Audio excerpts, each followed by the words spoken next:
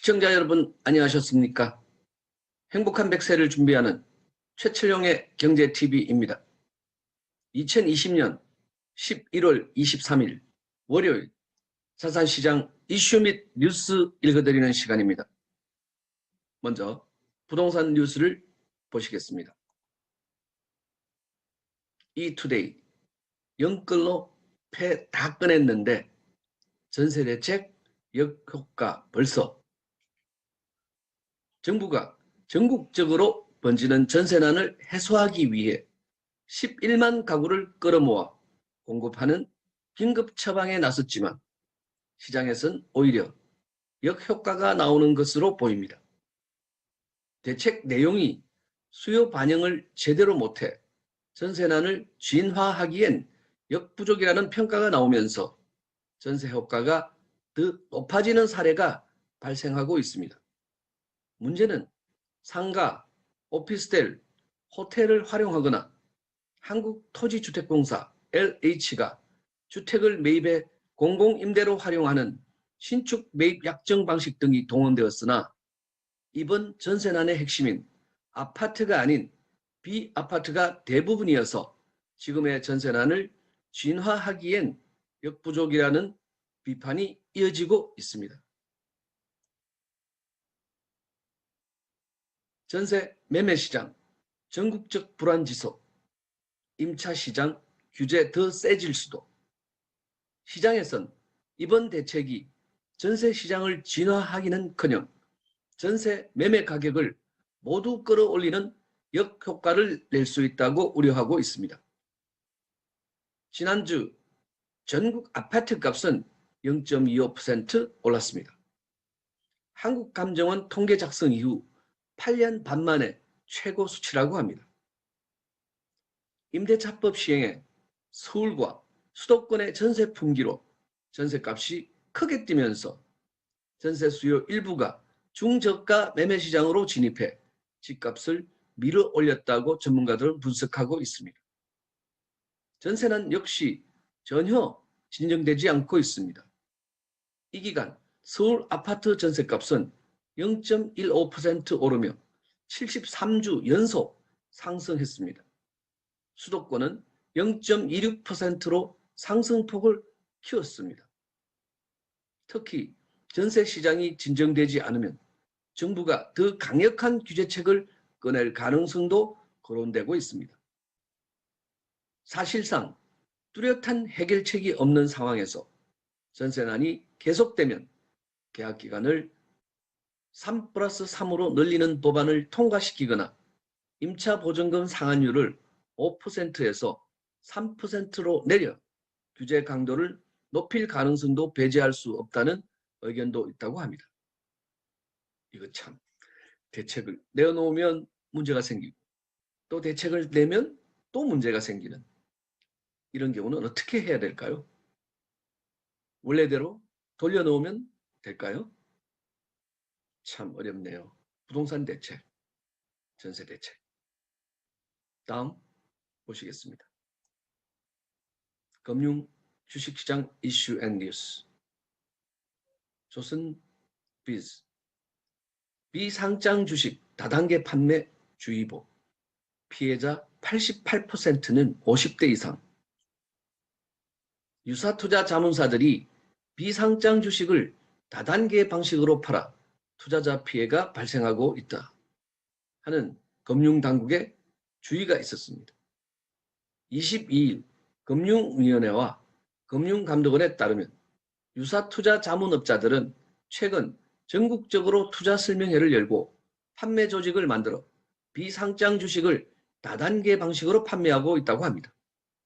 특히 50대 이상의 주식 투자 경험이 적은 고령자를 노리는 경우가 많다고 합니다. 금감원이 파악한 50대 이상 피해자 비중은 87.6%에 달하고 있습니다.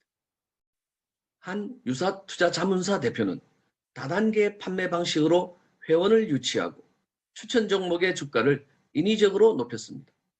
원금 보장, 월 2% 이자 지급, 주가 상승 시 수익 배분 등의 조건을 걸어 자금을 모집했다고 합니다.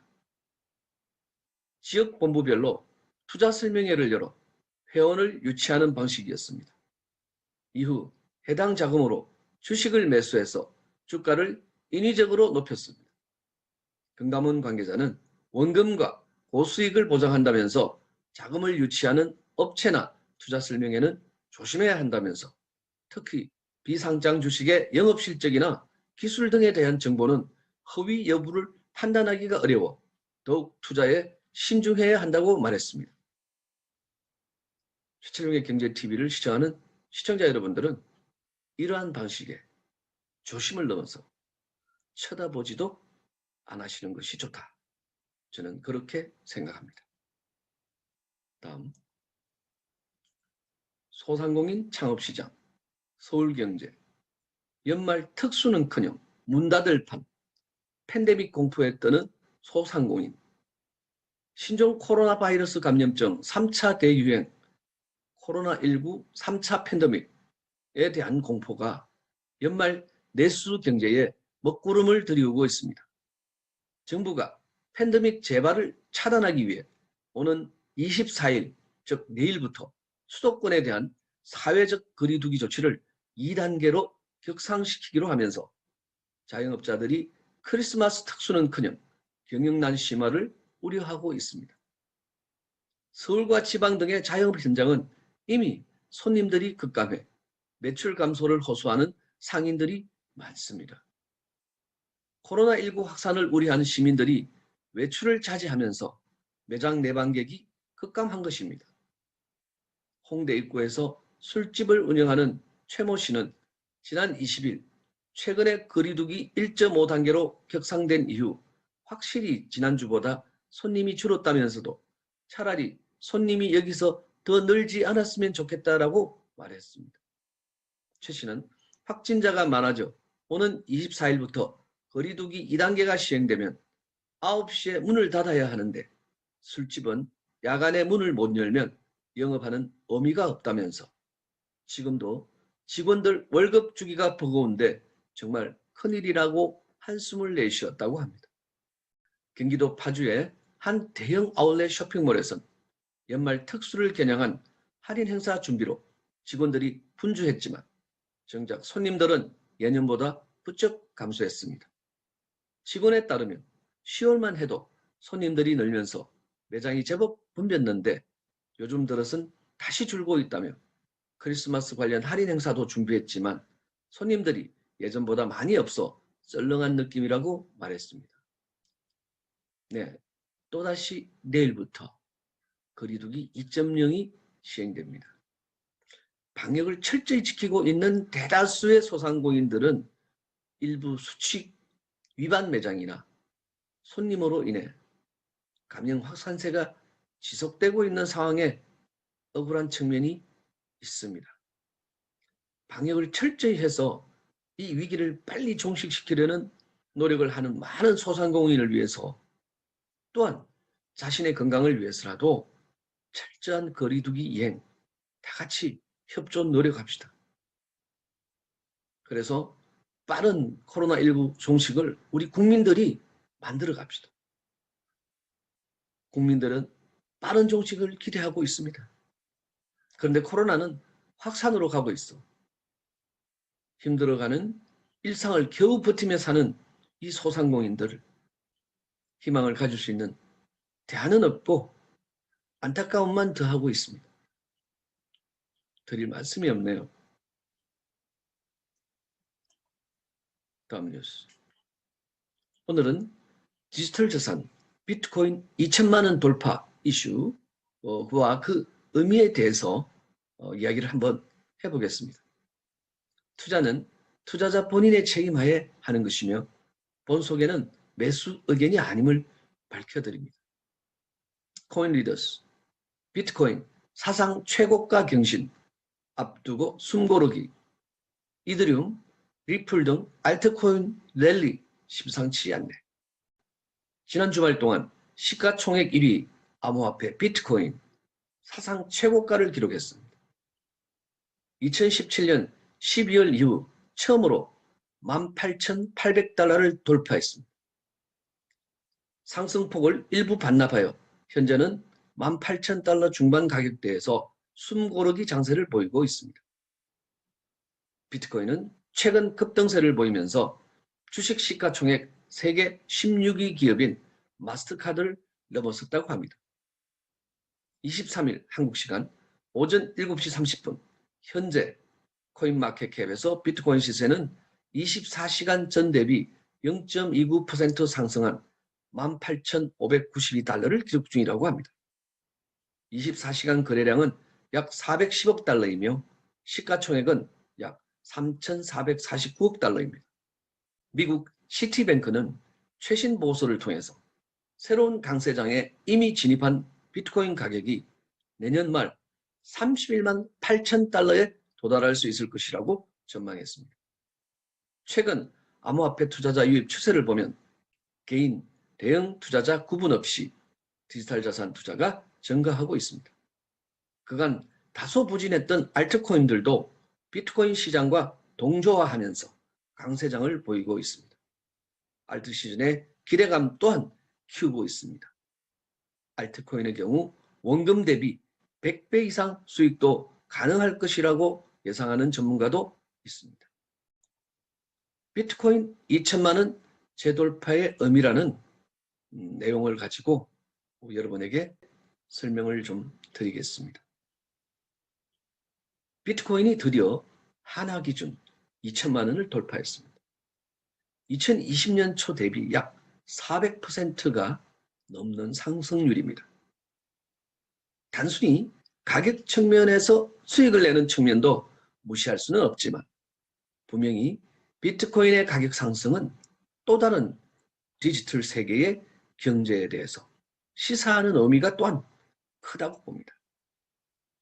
이러한 현상은 최근 코로나19 등의 영향으로 기축통화인 달러의 가치 하락에 따른 반대급부라는 전문가의 이야기도 있지만 여전히 비트코인은 미래의 안전자산으로 그 입지를 공고히 하는 방향으로 가고 있음은 부인하지 못할 사실입니다. 암호화폐로 태어난 비트코인은 세계사 속의 그 어떤 역사적인 사건보다도 흥미롭고 신기하기만 합니다. 컴퓨터와 인터넷이 만들어낸 디지털 세계는 비트코인 등 수많은 디지털 자산을 만들어내었고 만들어내고 있습니다. 처음에는 화폐라는 개념으로 탄생한 것이 이제는 자산의 개념으로 진화하고 있습니다. 이것이 자산으로 인정받을 수 있는 이유는 아주 수학적 난이도 높은 혁명적인 기술인 블록체인 기반으로 기인하고 있다고 합니다. 블록체인 기술은 그 효용성, 저비용성, 투명성, 확장성, 혁신성으로 인해 한국은 물론 전 세계의 기존 공공 시스템, 금융 시스템, 투자 시스템, 심지어 선거 관리 시스템 등을 교체할 것으로 전문가들은 예측하고 있습니다. 2017년 비트코인은 화라산 같은 폭발력으로 비트코인의 존재를 세계에 알린 한 해였습니다. 2017년 하반기에는 기록적인 가격 상승이 있었고 이후 폭락과 폭등의 롤러코스터 광풍을 탔었습니다. 그로부터 3년 또다시 2천만 원을 돌파한 지금의 비트코인은 광풍이 아닌 열풍으로 자리매김하고 있습니다.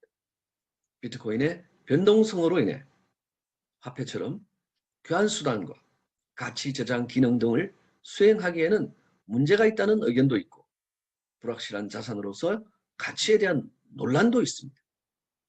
그럼에도 우리는 이를 받아들여야 합니다. 그리고 우리 것을 만드는 노력을 게을리하면 안 됩니다. 세계가 이쪽으로 가고 있습니다. 그 패러다임, 그 물결에 우리가 올라타야 한다는 겁니다. 2021년 3월 내년 특검법을 통해서 우리나라도 암호자산의 제도적 장치를 마련하고는 있으나 법은 산업의 발전을 위해 존재해야 하건만 블록체인은 필요하고 암호자산은 필요 없다 하는 3년 전의 이야기의 연장선상에 있는 것 같아 안타까움이 더욱 큽니다. 암호자산도 규제하기보다는 하나의 산업으로 발전시켜서 국민들에게 새로운 4차 산업혁명 시대, 새로운 암호자산 관련 일자리가 많이 창출되었으면, 그렇게 만들어갔으면 하는 바람을 가져봅니다. 오늘도 영상을 끝까지 시청해 주신 여러분들께 감사드립니다. 최철용의 경제TV 여기서 마치겠습니다. 감사합니다.